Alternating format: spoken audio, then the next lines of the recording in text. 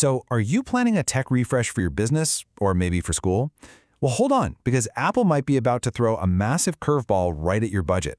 There's a new rumor making waves, and it could change everything.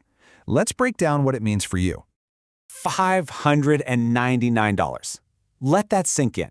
For the first time, like ever, Apple is reportedly working on a MacBook with a price tag that could actually be this low. I mean, that is a huge drop from their current entry-level laptops, which are closer to $1,000. So the real question is this a big deal? Should you even care? We're going to unpack what this really means and figure out if this rumored MacBook is actually worth waiting for. All right, here's our game plan. First, we'll get into the rumor itself. Then, we'll weigh the pros and the cons.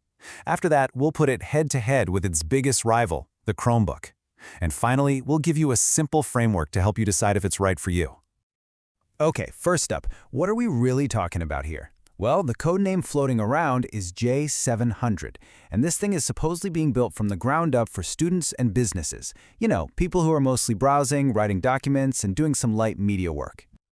Now, let's peek under the hood. The rumor is it's going to have the A18 Pro chip, yep, the same one that's expected in the next iPhone. So you're basically getting an iPhone brain inside a laptop body, which is kind of wild. But to hit that crazy low price, something's got to give, right? And it looks like that means a standard LCD screen and, get this, no backlight on the keyboard. And when could you actually get your hands on one? Well, don't hold your breath just yet.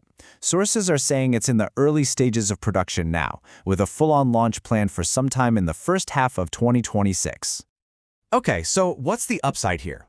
What are the pros of a budget MacBook? Why would a business or a student pick this over all the other budget-friendly laptops out there? The reasons are actually pretty compelling. For a business, just having that Apple logo gives you this instant brand recognition boost. But it's more than just looks. You're getting into that seamless macOS ecosystem, which is huge if you already use an iPhone.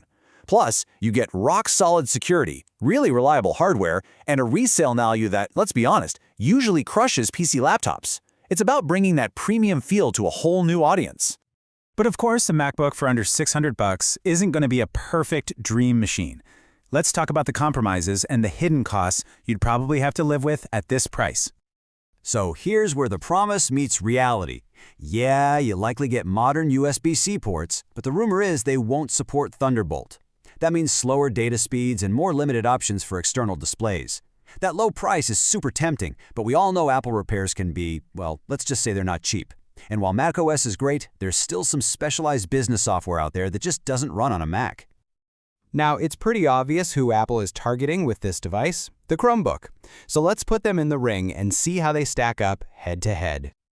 Okay, the choice here really comes down to your priorities. The MacBook gives you the full, powerful macOS and will hold its value way better. But repairs are going to cost you more. Chromebooks, on the other hand, are built for the web, they're cheaper to fix, and they offer incredibly customizable IT management, which is a massive advantage for schools and big companies. All right, with all of this information swirling around, how do you actually make a decision? Let's put together a simple framework to help you make the call if and when this thing actually launches in 2026. Here are 4 key steps, 4 questions you should ask yourself. First, are your employees or are you happy with the tech you have right now? Second, how many people in your organization are already using iPhones? Could they really benefit from that smooth ecosystem integration? Third, and this is a big one, calculate the total cost of ownership over 5 years, not just a sticker price. Factor in potential repairs. And finally, what kind of tech image do you want to project? You know, this isn't just about a new laptop. This potential launch would be a massive strategic shift for Apple. For years, they've avoided the budget category like the plague. But the wild success of Chromebooks, especially in education, seems to be forcing their hand. They might have to compete for a wider audience now. And that leaves us with the ultimate question. Is this rumored device just a watered-down MacBook? A bunch of compromises that kind of misses the whole point of what makes an Apple product special? Or is it a revolution? A game-changing product that finally makes the incredible macOS ecosystem accessible to pretty much everyone? The answer, I think, is really going to depend on what you value most.